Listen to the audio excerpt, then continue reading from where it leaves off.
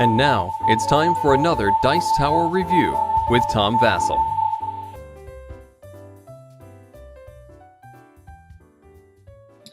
Triviathon is a game, party game. What does it say here in the front? Fast-paced trivia for smart and stupid people. This game is designed by the two gentlemen who came up with the Doritos commercial that won a contest, and it was aired during the Super Bowl in 2009. And a lot of people liked the commercial, thought it was funny. You can find it online, and so they decided to go with their winnings and publish a board game.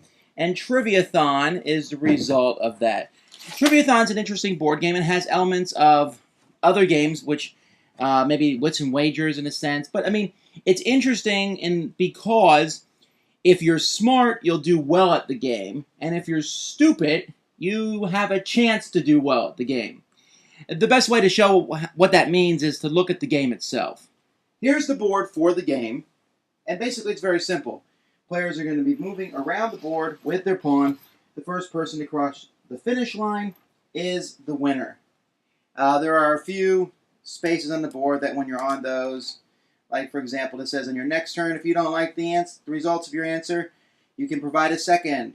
Or over here, you can call a friend and read them the trivia card. And, some sorts of silly things like that.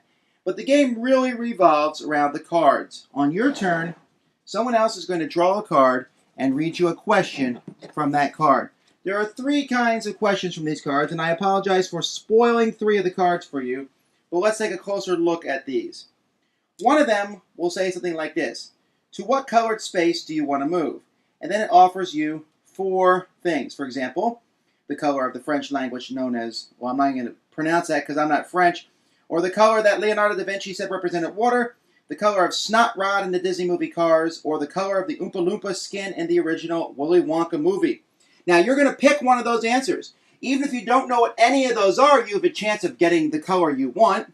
So let's say we're starting off the game, and I go back and look at the board, and, well, if I pick yellow, I'm going to have to stay in the same spot I am.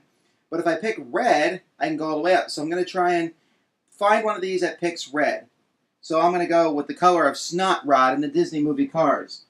The other person tells you, yes, red is the right answer for that one. If I picked one of the other things, I would have got one of the other colors. So then my pawn will move to red.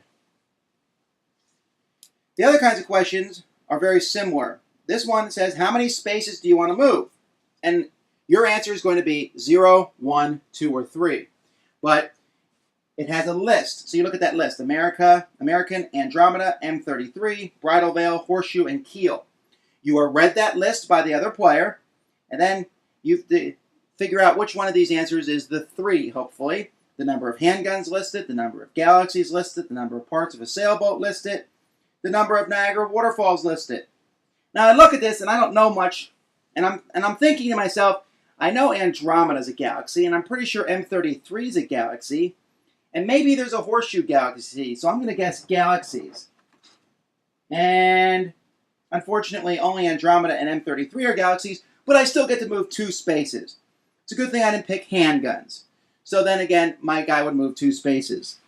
The other card's very similar. How many spaces do you want to move? A, the number of bananas it takes to produce 1 ounce of banana oil. B, the number of different events in which India has won an Olympic gold medal.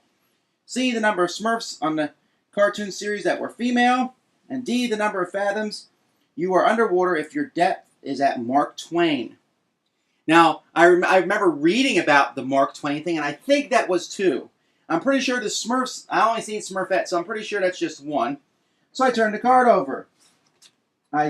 And yes, 2 is right. But the Smurfette one would have given me 3 had I got that one correct.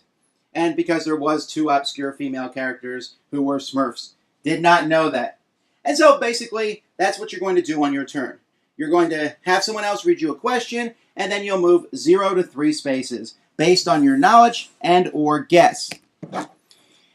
If you want more silliness, and party games tend to revolve around silliness, you can play with the special abilities. Each player, depending on what color they pick, is going to get a special ability. The athlete, the flirt, the rich kid, the jokester, the sore loser, the cheerleader, the whiz, the cheater, the bully, the troublemaker, the party animal. And when you pick one of these, you have a special ability that you can use once per game. For example, the bully, his special ability, he can challenge all the other players to an arm wrestling match. Each opponent you defeat loses their next turn. Defeat all your opponents, and not only do you get another turn, but you add an extra space to your next move as well. And each one of these people has something similar. The cheater can move extra spaces. The jokester, anytime he makes somebody laugh, he moves forward one space, and he can do that 3 times. And so this adds a pretty high level of silliness to the game.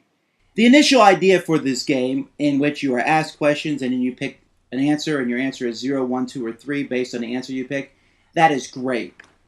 You get a decent amount of cards with the game, and so you'll be able to play several games, I guess, before you get duplicates. We used maybe 30 questions in our game, or 40 questions, I'm not sure. And I do worry, I guess, in one sense, that the game does have limited replayability because eventually you'll run out. But I think that there's enough that you'll get your money's worth from playing the game. And so that, to me itself, is fun enough.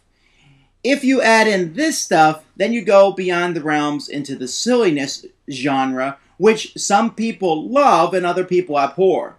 And I usually don't go for this, but we played a game with military soldiers. It was a bunch of guys. I think the youngest guy was 25, and we're in our 30s and 40s and such, and here we are playing this game.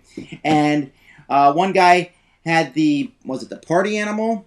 Yeah, he had to stand up and sing the Triviathon party song, which is printed on the board. And if he did so, then he would go 3 spaces. As long as he did it with hand motions and was really enthusiastic. But every player who did not copy him loses 1 space.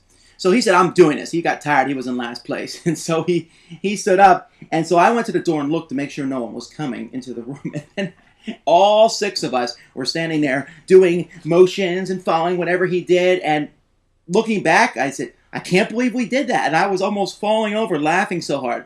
And so that kind of situation might really appeal to you, and this game will be fabulously fun. You can go online and print out more of these characters or make your own characters, special abilities. It's a lot of fun. So this is a good, silly party game. Definitely try it out. Thanks for joining us today. For more written, audio, and video reviews, as well as the #1 board game podcast, check out the website at www.thedicetower.com. Until then, this is Eric Summerer, and you've been watching The Dice Tower.